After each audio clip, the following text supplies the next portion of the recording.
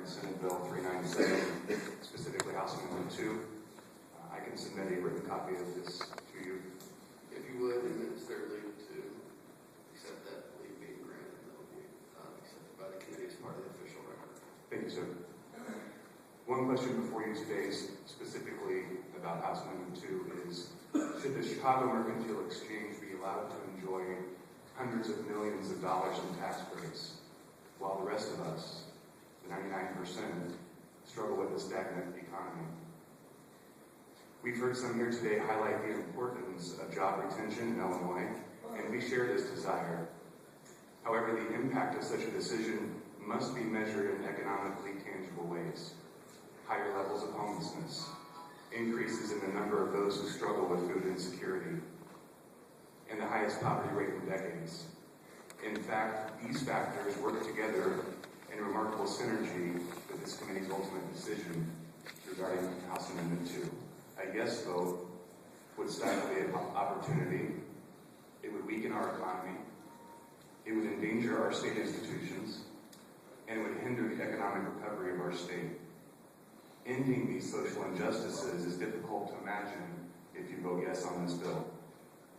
Instead of being bluffed at best, or bullied at worst by the CME, instead of giving the equivalent of a bailout to the wealthiest 1%, you must use this opportunity to highlight, to secure, and deepen your commitment to the 99%. We must position ourselves and our economy to end the social injustices of homelessness, hunger, and poverty. Yes, this requires active engagement with government, but it hinges fundamentally on a partnership with all of those that you were elected to represent, not on being coerced by the very financial industries like the CME that have made record profits by participating in the destruction of our economy. So the question we pose to you today is, where do you stand? Do you stand in solidarity with the 99% of Illinoisans who are coping with an economic downturn? Do you stand with small businesses and citizens that will bear the brunt of this decision? Or do you stand with the millionaires of the Chicago Mercantile Exchange? We've done our part, and it's time for the CME to do theirs. While considering these tax breaks for the CME, this body has consistently cut programs for those who are most vulnerable in our society. You left us to fight for ourselves in an environment where 1 in 6 Illinoisans are hungry, where 7 people apply for every 1 job, and where big banks have forced foreclosure upon families, veterans, and the disabled. And now, we're asking 99% to do even more. We are steadfast in our principles of fairness, and we are reliable in our partnerships. But we are clear-eyed about the accountability owed to us.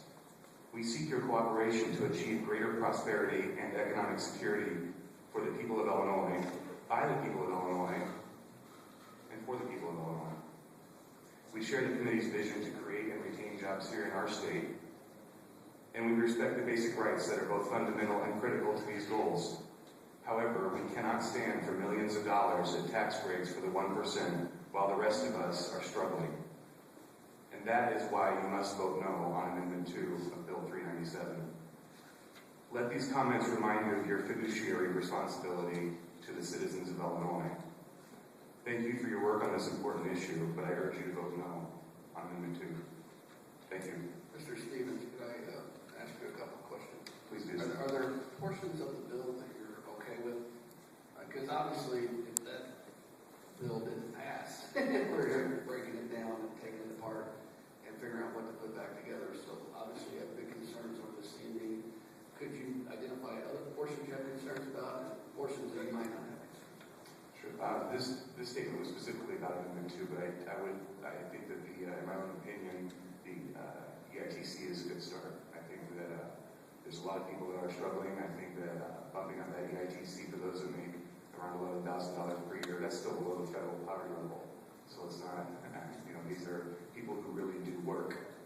Again, the gentleman who spoke before me stipulated the first 2 words of that statement, that description are earned income. These are people that work every day very hard, and they're working for.